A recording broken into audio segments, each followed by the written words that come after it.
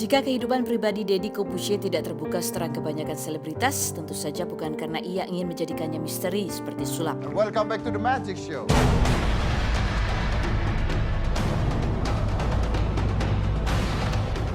Bagi Deddy itu wilayah yang tak perlu terlalu banyak dibahas, meski ia juga tak benar-benar tabu bercerita. Seperti tentang pertama kali jatuh cinta dan kepada siapa. Saya rasa saya pacaran pertama kali SMP. Siapa namanya ya? Saya lupa. Jovita namanya. Masih hidup orang.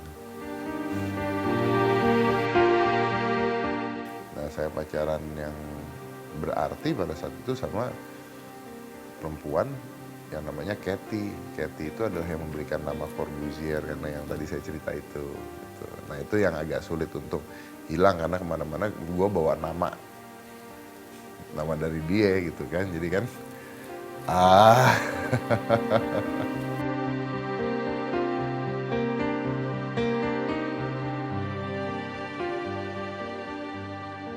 Sekitar tahun 2004 ada Kalina Oktarani, seorang model di sisi Deddy sebagai partner kerja.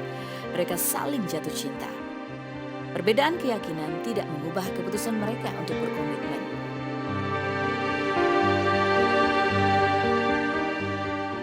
Pertama kali ketemu sama seorang Deddy Corbuzier. Jadi itu lama banget, tahun 2001 awal. Jadi saat itu saya lagi ada acara sama mama saya, lagi main poco-poco.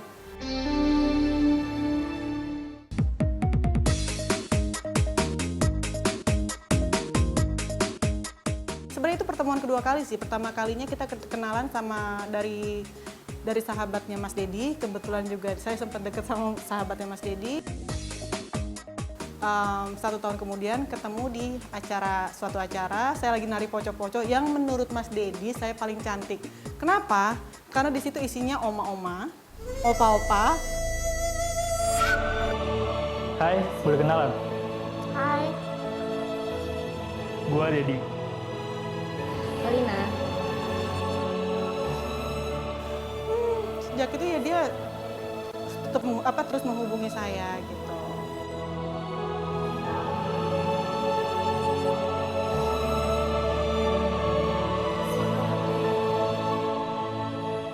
akhirnya udah terus kita pacaran ya sampai nikah. Kita pacaran 4 tahun, memutuskan menikah di tahun 2005. Seharusnya di 2004, tapi waktu itu karena perbedaan agama yang kita miliki, itu yang menjadi pertimbangan. Dan juga saat itu kita mau menikah pasti saat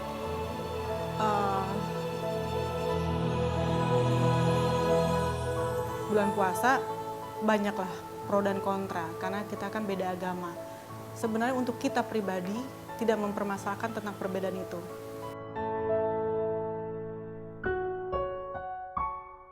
Deddy dan Kalina menikah 25 Februari 2005. Dari pernikahan mereka lahir seorang anak laki-laki yang diberi nama Ascanio Nicola Corbuzier 4 Juni 2006. Sejak kita pertama tahu bahwa saya mengandung seorang bayi, Mas Deddy selalu menjaga saya.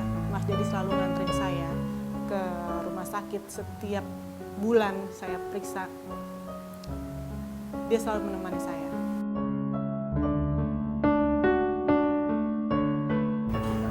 Ntar kalau misalnya kita lahir, kamu cewek apa cowok? Aku sih pengennya cewek biar kita bisa main bareng. Pertama kali kita lihat bahwa di rahim saya ada hasil buah cinta kita berdua, itu luar biasa sih.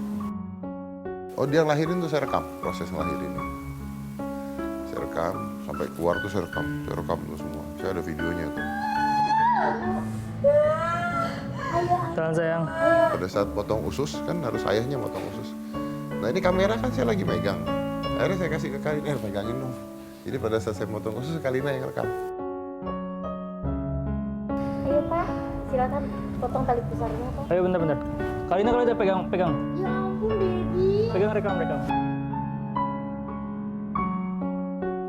Pokoknya lucu banget, jadi pas lagi persalinan itu, Aska udah keluar, Mas Deddy suruh motong tali pusar, dia bingung kamera harus kasih ke siapa, jadi kameranya kasih ke aku udah lagi dalam keadaan ngelahirin gitu sambil videoin gitu.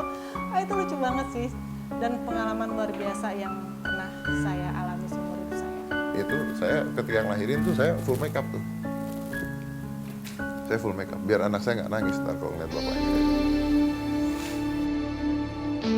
Justru setelah Aska lahir dan bertumbuh, pasangan ini mulai kesulitan menyatukan visi.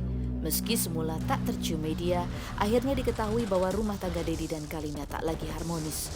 Mereka bahkan kemudian bercerai pada 31 Januari 2013. Akibat ceraiannya apa, saya bahkan lupa akibat cerainya apa. Karena udah lama banget, perbedaan prinsip itu udah lama banget. Tapi yang pasti adalah kita bercerai itu tidak dalam keadaan ribut. Kita bercerai itu tidak dalam keadaan. Kita bercerai itu ngobrol. Berdua, duduk. Kita begini terus, apa kita cerai? Apa kita cerai aja? Yang ngomong dia, kalau kita cerai gimana? Saya ngomong, ya mungkin lebih bagus ya.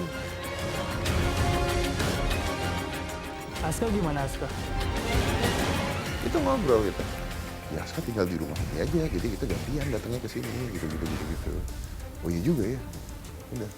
Lah, akhirnya terjadilah perceraian tersebut. Which is wartawan tidak ada yang tahu. Kenapa wartawan tidak ada yang tahu? Saya tuh udah cerai hari ini. 3 bulan setelah saya cerai itu saya masih ke Singapura bertiga. Masih diwawancarain wartawan pulang di Singapura. Itu udah dalam keadaan cerai. Saya bahagia bersama beliau. Saya menikmati hari-hari saya bersama beliau sampai kita mempunyai masalah yang kita tidak bisa selesaikan, sampai kita menemukan masalah yang sampai kita merasa bahwa ini adalah titik dari cara kita mempertahankan suatu rumah tangga, dan kalau misalkan kita pertahankan akan lebih berantakan lagi ke depannya. Dedi dan Kalina sepenuhnya sadar perceraian akan membahayakan psikologi sang anak. Itulah sebabnya sejak awal komitmen untuk menjaga Aska bersama agar ia tak terlibat terlalu jauh dalam persoalan kedua orang tuanya diupayakan sebagai prioritas. Oh jangan salah, ini yang banyak orang nggak tahu. Kalina itu sampai detik ini masih saya biayain. Kenapa? Kenapa saya begitu? Banyak nih orang bilang, udah bukan istri lu, udah begini. Iya dia bukan istri saya, tapi dia ibu dari anak saya. Dan saya tidak mau melihat ibu dari anak saya susah. Tapi semulus-mulusnya jalan perceraian selalu ada resiko bagi kedua belah pihak. Dari sisi Kalina misalnya, suka atau tidak, ia jelas kehilangan banyak kesempatan untuk menikmati masa-masa emas putra sematawayangnya, Aska. Orang tidak akan ada yang mengerti. Mungkin ini pertama kalinya saya cerita di depan umum, depan publik. Saya bekerja bersama Mas Dedi.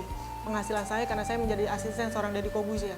Kalau saat itu saya ambil anak saya tidak bisa memenuhi kebutuhan anak saya. Dan saya tahu bersama bapaknya, Aska akan mendapatkan apa yang dia butuhkan. Bangun pagi-pagi dan saya tidur di saat malam, tidak ada anak saya di samping saya. Sedih banget. Dan orang nggak tahu kesedihan seperti apa yang saya rasakan. Saya seorang ibu yang menginginkan anaknya bahagia. Seorang ibu yang menginginkan anaknya mendapatkan apapun yang dia butuhkan. Dan saya berterima kasih untuk itu. Jadi kesedihan saya tutupi semuanya. Dan sekarang saya bahagia karena saya melihat anak saya bahagia. Kenapa Aska tinggal sama saya? Konsep awalnya tuh rumah ini jadi milik Aska. Kita yang pindah. Nanti gantian. Atau ketemu bareng. Itu ceritanya awalnya. Cerita awalnya seperti itu. Nah, tapi endingnya Aska itu tidak bisa tidur kalau nggak ada saya. Karena dia takut sama zombie. Jadi ini cerita anak kecil gitu. Ini tuh cerita anak kecil. Jadi kenapa Askanya ikut bapaknya? Loh ini banyak yang nggak ngerti. Ini tuh cerita anak kecil. Aska tuh takut sama zombie. Kalau dia tidur sama mamanya, menurut dia mamanya nggak bisa nyelamatin dia dari zombie. Bapaknya kuat, bisa nyelamatin dia dari zombie.